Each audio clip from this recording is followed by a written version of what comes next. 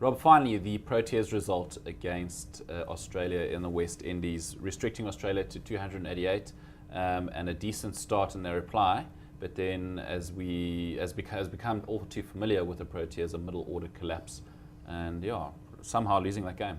Yes, you wanted to pull your hair out. I mean, they did so much good in that game, South Africa. David Warner got a century up front for Australia, batting first, which of course gave them a fantastic platform. But then South Africa came back really well. I thought they showed great maturity, great sort of skill in the field, in sort of turning the screws a little bit. And what once looked like it might be a sort of 320 plus kind of blowout for the Aussies ended up being only 288. And there was widespread belief that South Africa would have that within their grasp as a chase. And we saw from the early part of the innings, right through to the middle and even the almost late stages, that South Africa were looking as though they were cruising.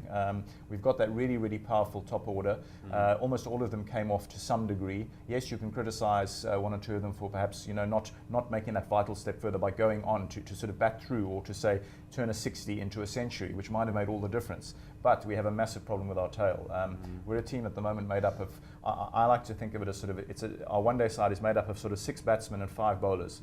And those 5 bowlers bat in various sort of different positions. They try to sort of move so-and-so from 8 to 9 and then 9 to 8. But it doesn't disguise the fact that we have a problem with the length of that tail. And somehow they've got to find more of a couple of sort of bridging players who can sort of do a decent job with the bat, a reliable job with the bat, in that sort of area, especially between sort of 7 and 8, so that when the Proteas go 2 or 3 or 4 wickets down, you don't feel as if the pack of cards potentially could crumble fast, which has happened now twice in this series. Once against the West Indies in the first game, which we lost, and of course now against Australia, where nobody from 6 to 11 managed to get to double figures. It tells you that there are some structural issues in that team, and they need to start addressing those very quickly.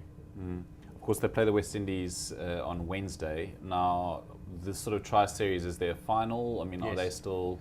Yeah, it's 2 of the 3 go through to the final, the 2 best placed sides. South Africa were top of the log going into the Aussie game. Of course, if they'd won it, as they should have, they would have been sitting quite pretty.